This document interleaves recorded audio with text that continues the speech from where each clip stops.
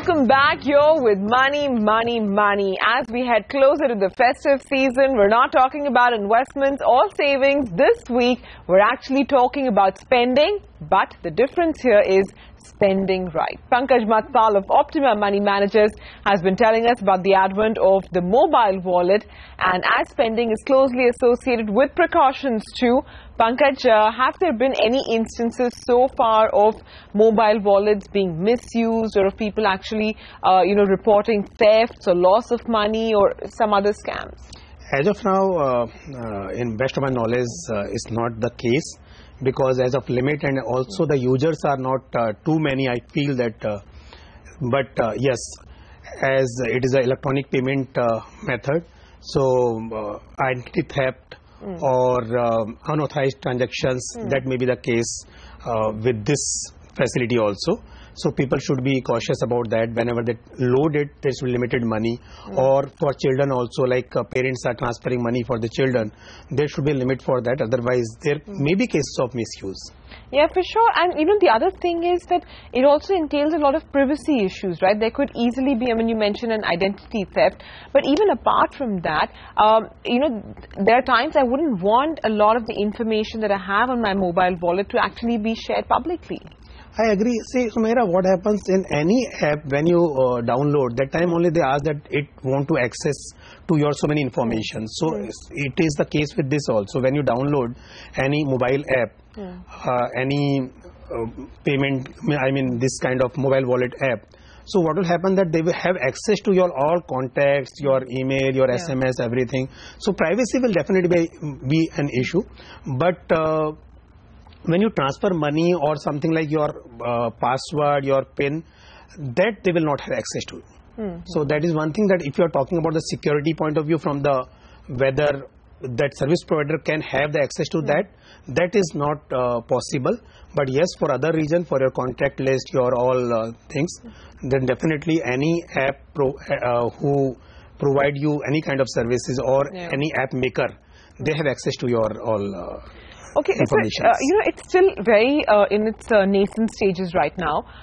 Therefore, what safeguard procedures have already been implemented, and what more can be done to make this service safer? See, right now, because I said it is a regulated services, so definitely they will have access to what they should have, same what is applicable to your internet banking. But yes, as I said, the limits, if you lose your wallet and it is a preloaded, so if the person has information about your password, then definitely he can use that money, as the facility is available to transfer the money even. So if somebody has access to your account, he can transfer money to your mobile, to his mobile account. So this kind of threat is available. But otherwise, as I said, you have limit to keep the money. So always, it's a new service, and maybe that people experience more than they realize that what kind of threat may come. So right now, my advice is that you should keep a limited money in that. That's a good idea. Okay, would a person have access to complain to the banking ombudsman, considering that it does involve transfer of money, etc.? Where do the grievances go? Yeah, as I said, it's regulated by RBI only. So same as the banking complaints you make with the ombudsman, you can make what this also. So it is as good as your banking services only. So you can make your complaint, because all the money which is being transferred through the banking process only. So bank is involved in this. You can make your complaint with the banking ombudsman. Yeah, but what about children? Because you mentioned earlier that parents could load money into their children's mobile wallet. Is there a way for them to track it as well? Where the kids are spending it? Yeah, like you can track whatever the expenses they have made or how much money was transferred, like your account statements. Same, it is available here in your account, that how much transactions, even the historical transactions you can see. So that is available, of course.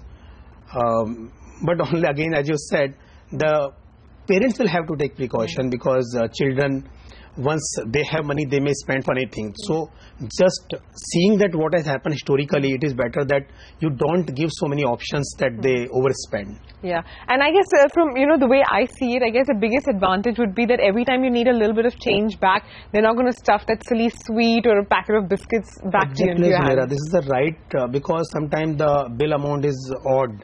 at a restaurant or at a coffee shop sometime. So what they give you, some chocolate or toffees they give you. So in this case, exact payment can be made. But right now the problem is that how many merchants are accepting payment through mobile wallet. But yes, service is good, as I said. Tomorrow, if more and more merchants are empaneled with this service, it will be really, really very convenient.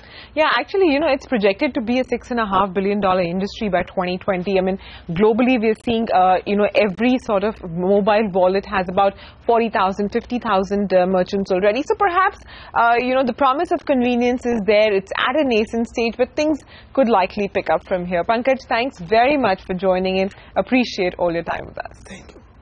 All right, on that note, it's time for us to take a very quick break. Still ahead is our tip of the week. Stay tuned.